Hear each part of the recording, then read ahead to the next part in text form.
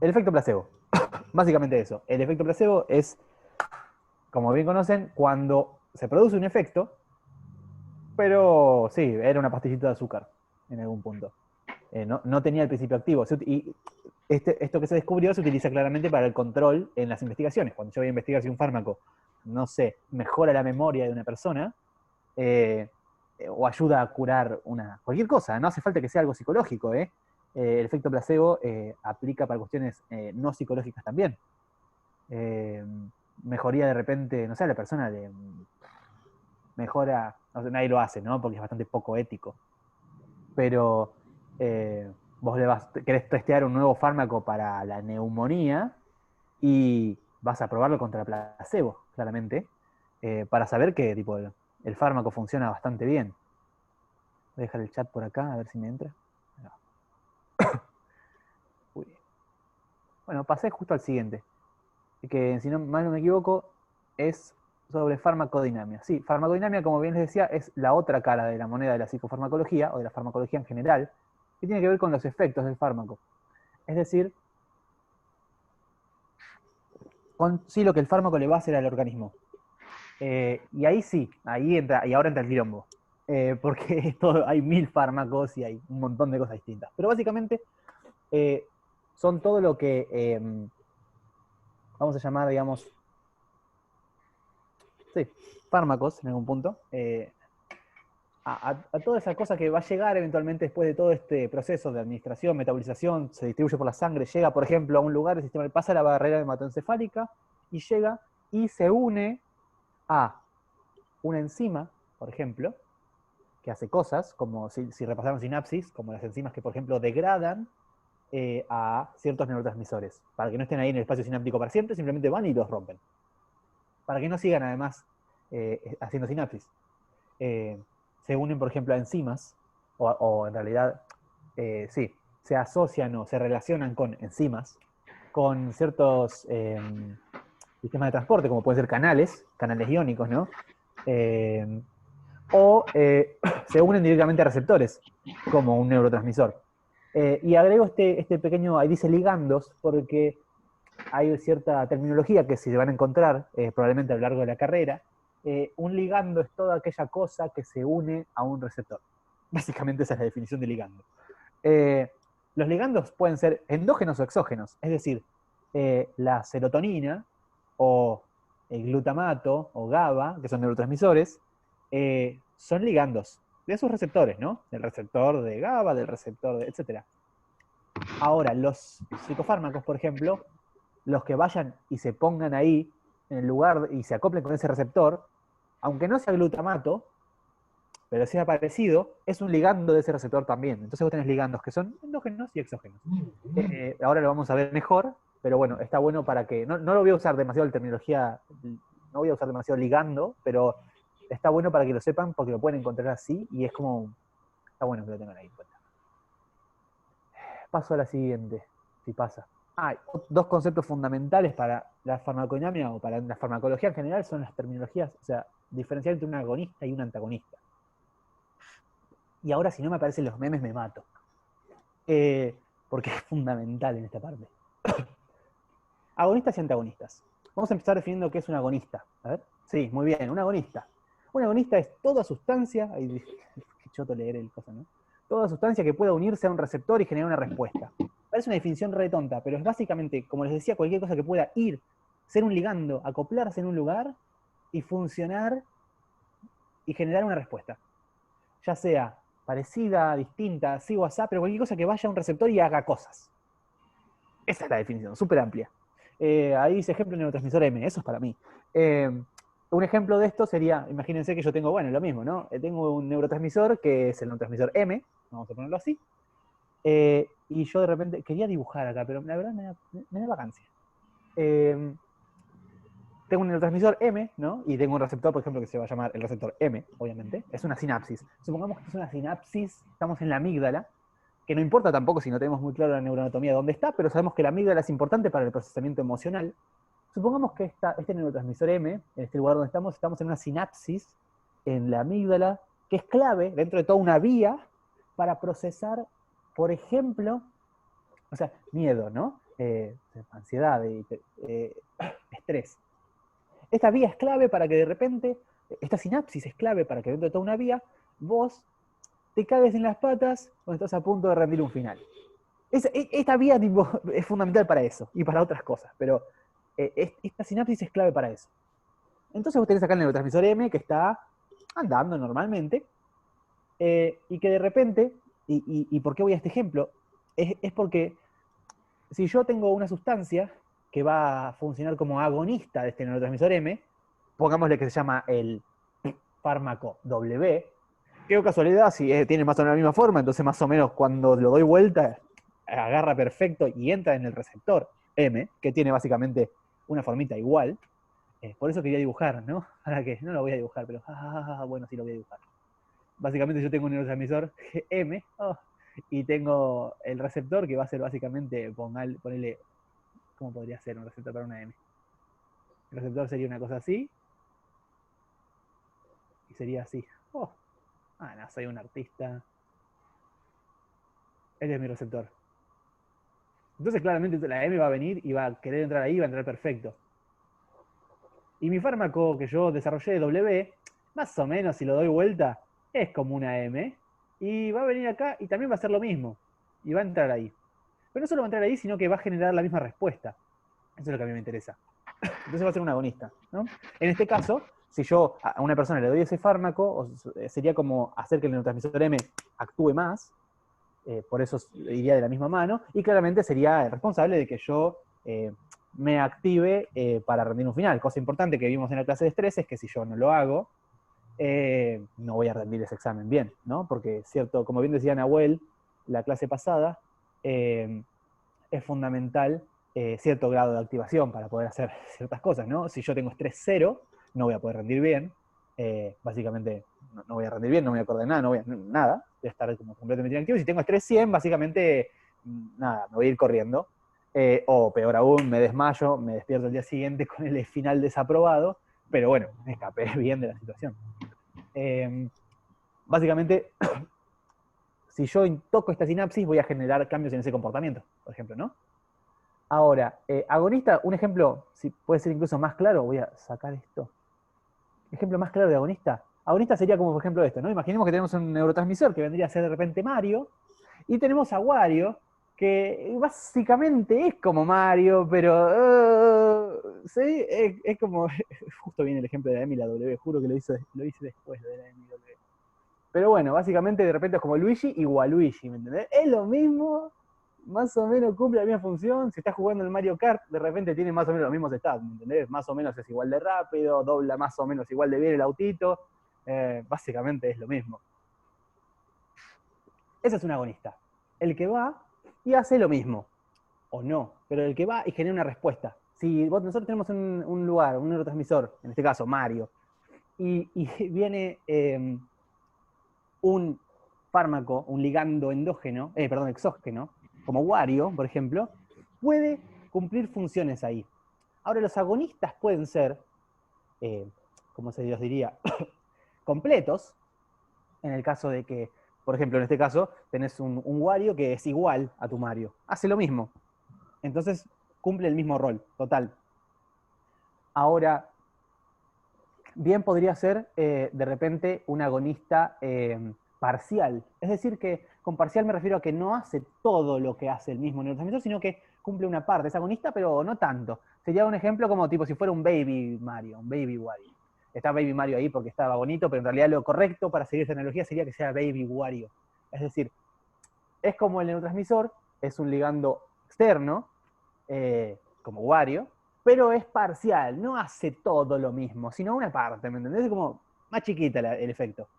Eso sería un agonista parcial, un Baby Wario. Ahora, de repente vos tenés también que un agonista podría ser un agonista inverso, que creo que no lo tengo acá, el ejemplo, y pues no me alcanzaban los personajes.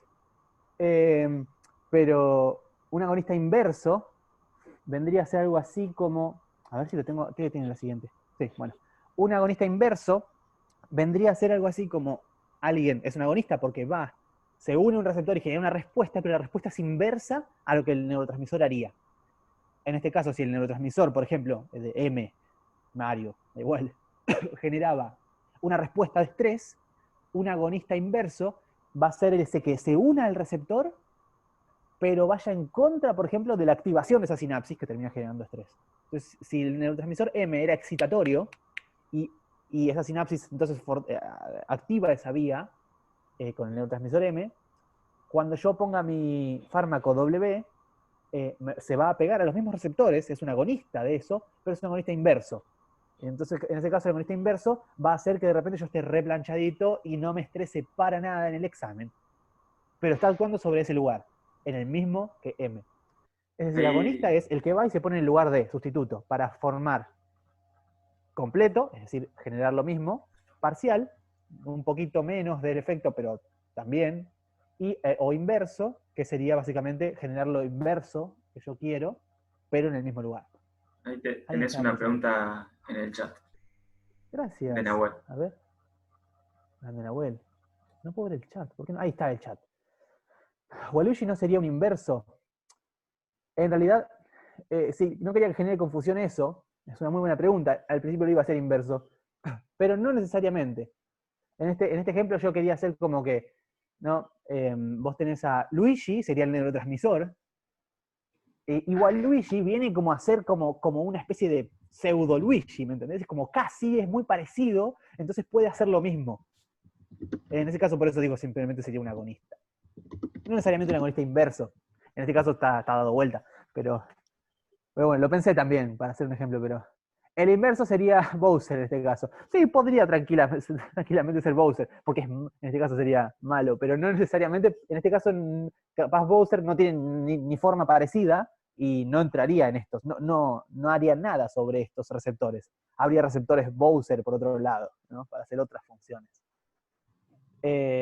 Bueno, un ejemplo de agonista más tangible es la morfina o la heroína.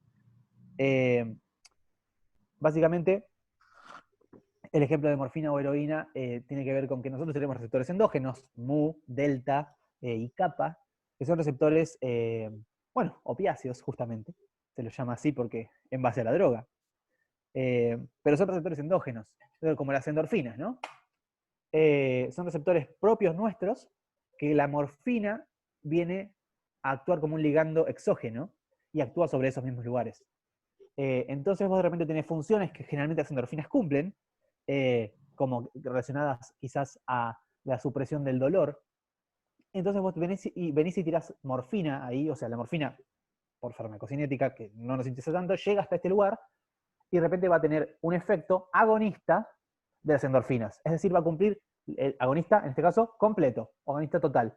Va a suplir o a imitar al efecto que tienen las endorfinas. Capaz una buena analogía para agonista inverso sería el protagonista, mismo rol de una franquicia diferente como Sonic. Podría ser. No lo sé. Básicamente, el agonista inverso podría ser, en este caso, ¿no? Imagínate que nosotros desarrollamos una droga que viene, se une a la morfina, o se une a los receptores, no, se une a los receptores de endorfina, digamos, o a los receptores opiáceos, a los mu, por ejemplo, pero en vez de activar esa sinapsis para generar placer o disminuir el dolor, la inactive. Y en consecuencia tenemos displacer. Y en vez de euforia tenemos disforia. Y en vez de disminuir el dolor tenemos más dolor. Ese sería un agonista inverso, que actúe sobre el mismo lugar y haga lo contrario. Un ejemplo para entender un agonista inverso sería, básicamente, lo que hace el agonista inverso sería el equivalente a lo que dijo Lucho más temprano, sería el equivalente a una abstinencia. Los efectos conductuales que veríamos serían los mismos, ¿no? Vos tenés un agonista inverso, debería generar lo mismo que cuando vos tenés una abstinencia de eso. Porque generalmente las abstinencias son síntomas opuestos a los que genera el fármaco, ¿no? Digo, en este caso. Y después tenemos el ejemplo de lo que es un antagonista. Ah, no, verdad, había un meme acá. Me preocupa que no entiendo neuro, pero estoy con morfina encima. Es un ejemplo claro de lo que la morfina hace. O sea, de repente, no es que vos no sentís el dolor, no es que vos no tenés la preocupación, es que realmente te importa re poco. Ese es un lindo ejemplo de lo que la morfina hace. Y no podía no poner ese meme. Antagonista, entonces pasamos al siguiente ejemplo. Una vez que entendimos que un agonista es lo que va y se pone en un lugar y hace efectos iguales o contrarios, un antagonista Esta es la sustancia que va, se une a un receptor y no hace una respuesta, pero se queda ahí molestando y no deja que los demás se unan. Es decir, básicamente un antagonista es el que está jugando como es al fútbol, se enoja y se lleva la pelota. Entonces yo no juego, pero ¿sabes qué? Usted tampoco. Ese es básicamente el ejemplo de lo que es un antagonista. Entonces, un antagonista es lo que se va a unir a un receptor, podrían ser los mismos, pero va a molestar. El ejemplo que en el video que les mandé, pero también se los nombro acá, el ejemplo ideal es el café. El café es por excelencia un excelente ejemplo de un antagonista. La cafeína se va a unir a los receptores de adenosina. La adenosina, ustedes vieron que está el ATP, que es la molécula por excelencia de la que sacamos energía, que cuando se rompe, libera adenosina, entre otras cosas, ¿no? Y esa adenosina se va a unir, va a funcionar de alguna u otra forma como un neuromodulador, que lo que va a hacer es, en algún punto, disminuir la actividad de las neuronas a largo plazo. Es decir, es como la señal que va a tener nuestro cerebro para, ok, nos estamos zarpando de actividad, bajemos las vueltas. Básicamente la adenosina, cuando se une a receptores, y sobre todo si abunda, genera sueño. La adenosina genera sueño, per se. La cafeína... ¿Ah? No, la consulta era de que si estos son los reguladores que se ven variados después en las enzimas. No entendí la pregunta. No, que si el ejemplo que está dando acá de la adenosina y la cafeína son solamente los reguladores que suelen usar las enzimas.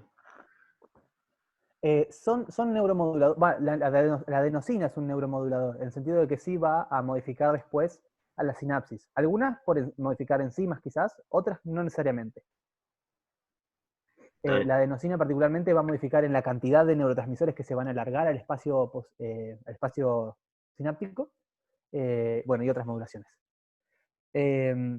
La cafeína es un antagonista de la adenosina, en el sentido de que, como se ve más o menos, o no se ve en el dibujito, pero se ve muy bien en el video que les mandé, que después véanlo, 5 minutos 15 de su vida bien aprovechados, lo que hace es meterse donde está la adenosina, porque más o menos es muy parecida, pero no es suficientemente símil o parecida, o afín, como para activar ese receptor. Es decir, va y ocupa el espacio.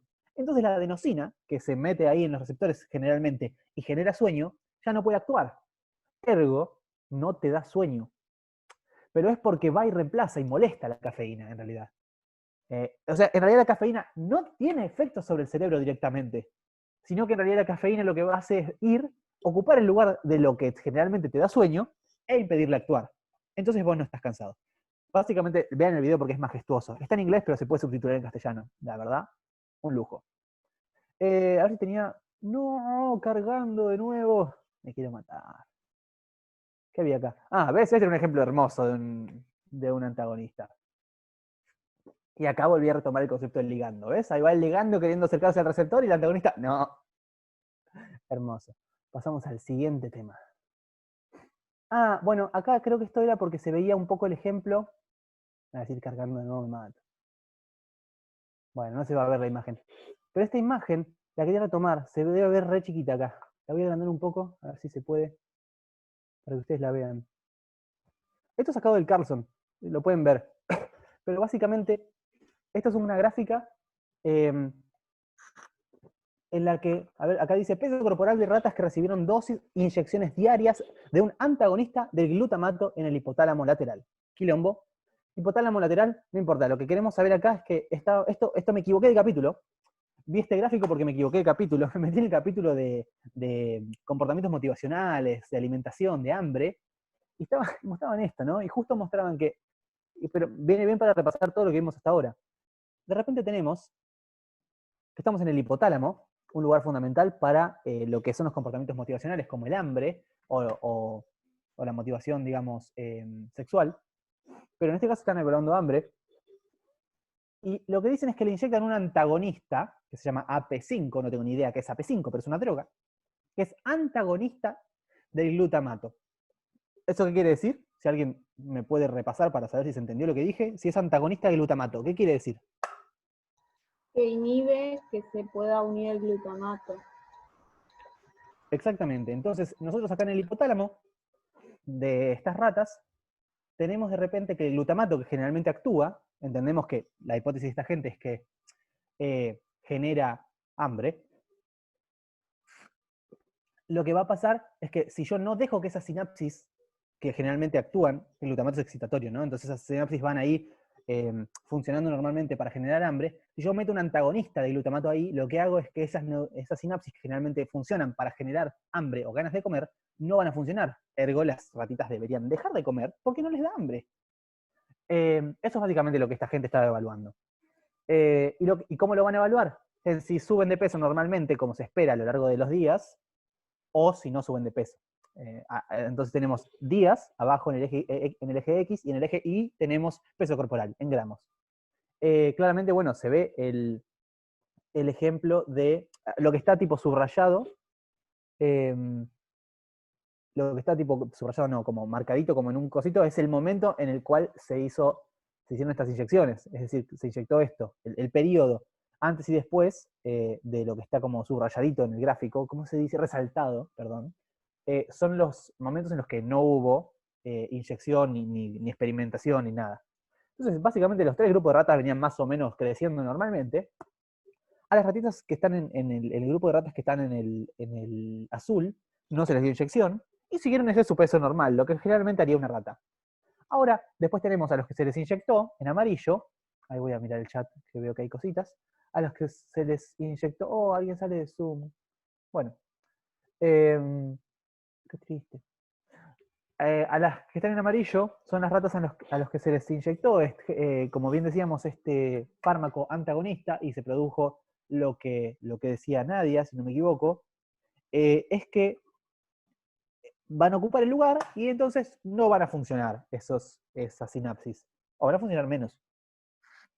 Ergo, se observa que las ratitas no tienen hambre, no comen, pierden peso. Porque los lugares que estaban, las sinapsis que se ocupaban, eran fundamentales para, en el hipotálamo, generar conductas de hambre, digamos, o conductas motivacionales que llevan a ingesta, no se daban, simplemente disminuían. Entonces las ratitas pierden peso, tremendamente. Ahora, algo curioso es que lo que está en violeta es el efecto placebo. Se les da inyecciones a las ratas, pero no se les da ninguna droga antagonista de glutamato. No afectan en absoluto, ni llega al cerebro, no se les da nada. Simplemente se las levanta y supongo que tipo, se les acaricia un poquito, se le dice, no pasa nada, y le dan una dosis, una inyección de nada, de agua con azúcar, de, ¿cómo se dice? Solución fisiológica. Nada más. Nada que llegue al sistema nervioso ni siquiera. No obstante, las ratas pierden peso igual. Eso es un ejemplo excelente de por qué. ¿Sí es una cosa psicológica? Sí. ¿Es una cosa exclusiva de los humanos? No, el efecto placebo existe en animales también. No es algo característico nuestro. No somos tan especiales. Hay efectos placebos en las ratas de repente. Entonces vos a una rata le pones una inyección que le haría perder, y también le hace perder el apetito. Son cuestiones de las expectativas y del efecto placebo que a veces se explican de una forma muy psicológica, muy que tiene que ver con que entonces yo creo que me va a funcionar, y si yo creo que me va a funcionar, le pasa una rata. A ver, sí, tiene que ver con las expectativas, tiene que ver con, sí, pero le pasa una rata. Esto está bueno, como para ver un poco eso. Y paso a la siguiente y espero por el amor de Dios, entonces que se vea. ¿Qué es esto? Bueno, si todo va bien hasta ahora, tenemos conceptos fundamentales básicos de farmacología, como la farmacocinética y la farmacodinámica. Tenemos, y sabemos, y por eso está el café arriba, que el café puede ser una droga. De hecho, que mucha gente no lo sabe, pero sí, el café es una droga, como el mate, como un montón de cosas que consumimos, que son drogas en algún punto. Pues tienen principios activos y modifican nuestro comportamiento y nuestro sistema nervioso a diario. Tenemos farmacocinética y farmacodinámica, respectivamente lo que el cuerpo le hace al fármaco, lo que el fármaco le hace al cuerpo. Y entonces pasamos a, Dios sabe qué, por fin, 4 grandes grupos de psicofármacos. Para dar un pantallazo general de los psicofármacos que existen, hay muchos, no muchos, pero hay varios que no entran en estas clasificaciones, pero a grandes rasgos los 4 que al principio surgieron así fuertemente son estos. Voy a mirar un segundo el chat, a ver qué preguntaron. ¿El azúcar qué tipo de droga sería, por ejemplo? Qué buena pregunta. El azúcar en realidad no actúa, bueno, en el caso de psicofármaco, no sería un psicofármaco, por ejemplo, porque no actúa sobre receptores y cumple la función, no es un ligando que se une a receptores, por ejemplo. Diferente sería, por ejemplo, la insulina. Pero el azúcar, o sea, en definitiva nosotros ingerimos glucosa, la rompes, ingerimos azúcar, sería sacarosa, la rompes en glucosa, y ahí podrías pensar entonces que la glucosa, si te la inyectaras, por ejemplo, podría llegar a ser una droga, ¿no? Pero bueno, voy un segundo a esto. Dentro de los psicofármacos, hay 4 grupos que ahí pueden ver. Voy a minimizar un poco porque yo no veo. Perdón, es que sí, tengo la pantalla rota.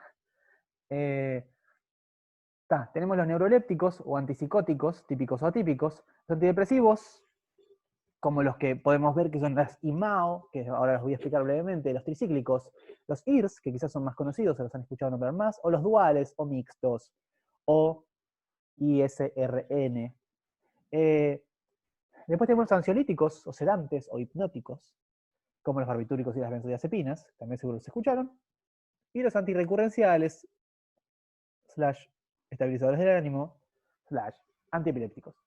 Estos son como los grandes 4 grupos que se armaron al principio cuando la psicofarmacología, cerca de los años 50, empieza tipo, a surgir fuertemente, ¿no?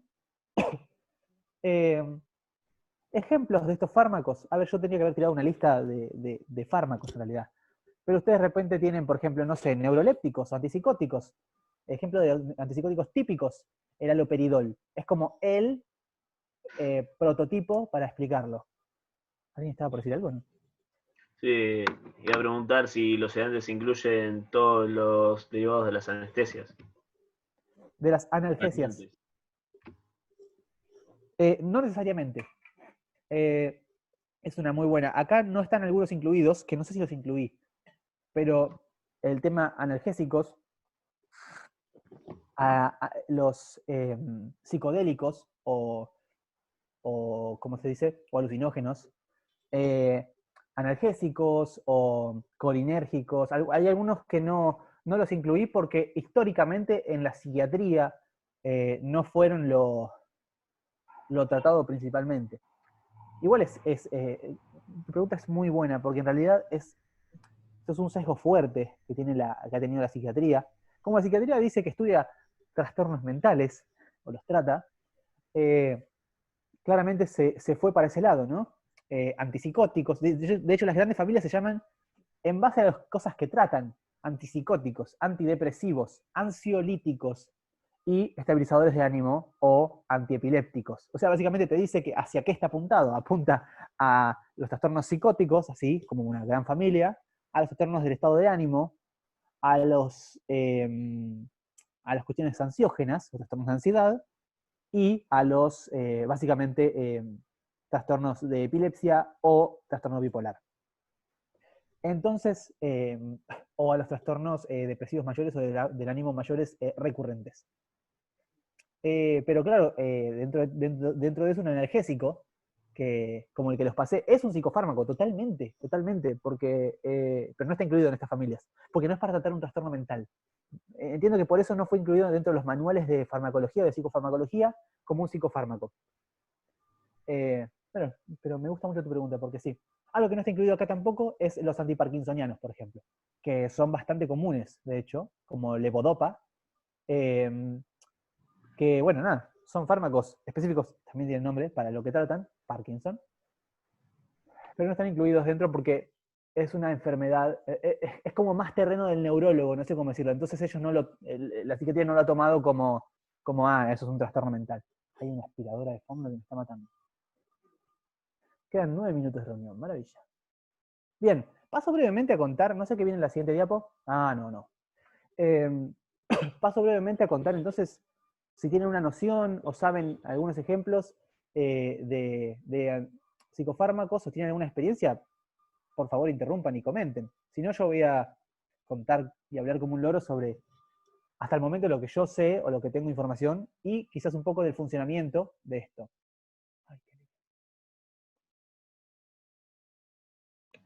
El único que se me ocurre es el diclofenac. El diclofenac. El diclofenac es un ejemplo de un analgésico. Es en realidad ¿cómo se llama? Un AINE. Es un antiinflamatorio, no esteroideo. En realidad lo que es un antiinflamatorio. Genera reducción del dolor, pero bueno, en el videito de analgésicos creo que lo pueden ver un toque mejor. particularmente en el tratamiento de trastornos mentales y en estos 4 grandes grupos. Bueno, voy a empezar por lo más bonito. No, mentira, voy a empezar por cualquiera. Los antidepresivos. Los antidepresivos son un montón. Son muy variados. Y quizás me lleve los 7 minutos que quedan y después más rápidamente hago los demás. Si repasaron sinapsis, o si se acuerdan de sinapsis, había varios lugares en los que, formas, por ejemplo, de eliminar neurotransmisores que sobraban, como la degradación, o como la recaptación, o bueno, que se iban por difusión hacia lugares, ¿no? Pero la degradación mediante enzimas, o la recaptación, agarrarlo y meterlos para dentro de nuevo. Esos son 2 lugares donde, por ejemplo, van a actuar los antidepresivos. Los IMAO son inhibidores de las monoamina oxidasas. Es decir, las enzimas va a actuar inhibiendo a las enzimas que degradan a las monoaminas. Las monoaminas son la serotonina, la dopamina, la adrenalina, la noradrenalina. Si me olvido alguna no me la acuerdo ahora. Pero básicamente esas. Es decir, van a funcionar, y ahora lo vamos a ver mejor cuando pasemos al siguiente, cuando hablemos un poco de psicofármacos, de trastornos mentales, por así decirlo, del capítulo 16 de Carson. Van a actuar justamente inhibiendo, inactivando a las monoaminas en general. Y se observó básicamente, o sea, una cosa importante. Generalmente, como en la farmacología en general, primero aparece un fármaco que se prueba y funciona. Se ve que funciona. Mejora, por ejemplo, en este caso, la depresión. Eso lleva después a generar teorías de por qué funciona. Hoy en día, muchos de los psicofármacos que estamos mirando ahora, no se sabe cómo funcionan. Estamos en el momento en el que sabemos que funcionan, en algún punto, más o menos, pero no sabemos bien por qué. Y no sabemos muy bien, y entonces tampoco les puedo explicar yo, el proceso bioquímico que explica exactamente por qué funciona o no. Paso igual a brevemente explicar, ¿no? La IMAO, lo que hace la IMAO, que no sabemos después por qué eso mejora los síntomas depresivos, pero lo que hace la IMAO, lo que hacen los fármacos, es inhibir a la enzima MAO, monoamino-oxidasa, la que oxida las monoaminas. Entonces, lógicamente, todas las sinapsis en las que haya monoaminas, no es que se fortalecen, sí, en algún punto se fortalecen, es decir, van a estar más tiempo haciendo sinapsis, porque no las degrado. Uno de los mecanismos mediante los cuales voy a sacar los neurotransmisores de ahí, queda inhibido, la degradación. Todavía los recapto y hay difusión, pero la degradación enzimática no va a estar. Ese es un ejemplo de cómo yo puedo alterar todo un grupo de conexiones sinápticas en el cerebro. Ahora, todas conexiones donde haya serotonina, donde haya dopamina, o sea, estoy tirando con de todo.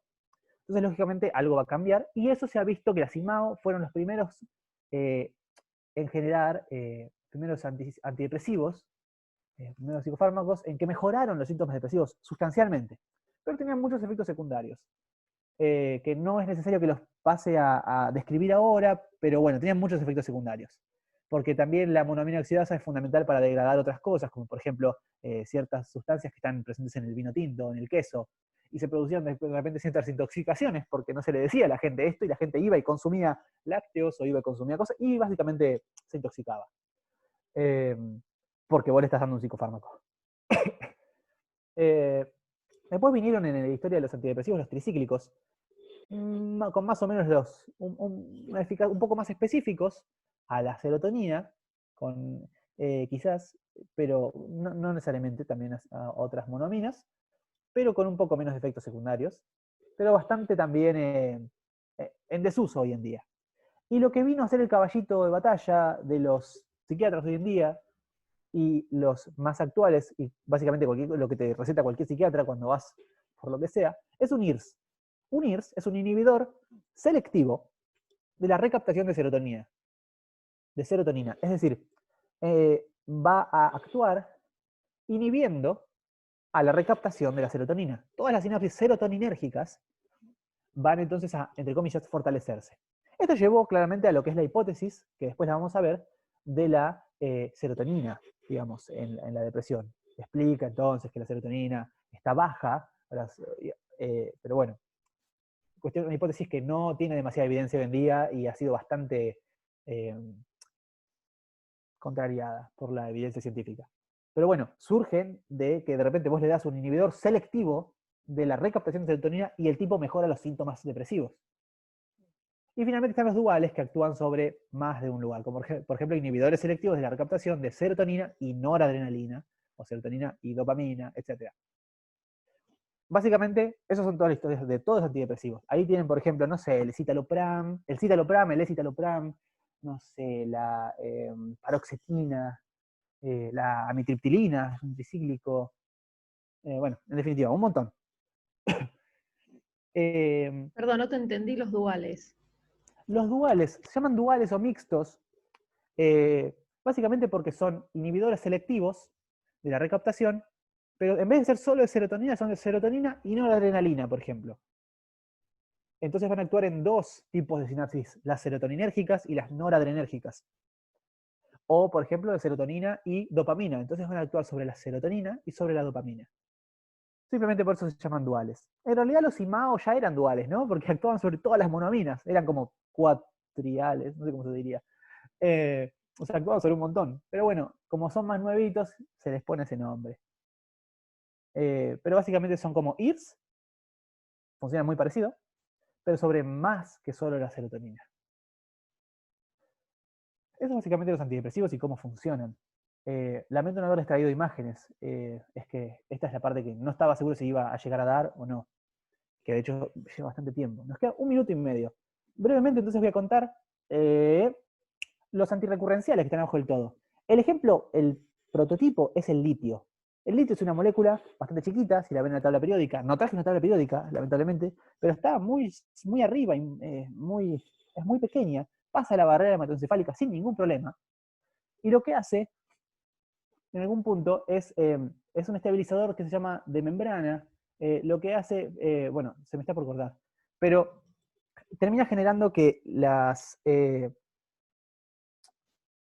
que los botones terminales, por ejemplo, o que las conexiones o las sinapsis, que la membrana no se despolarice. Es decir, va a generar menos despolarización en varios lugares. Creo que se va a cortar y voy a arrancar de nuevo brevemente. Y ya creo que esta va a ser la última porque estoy en las últimas diapositivas.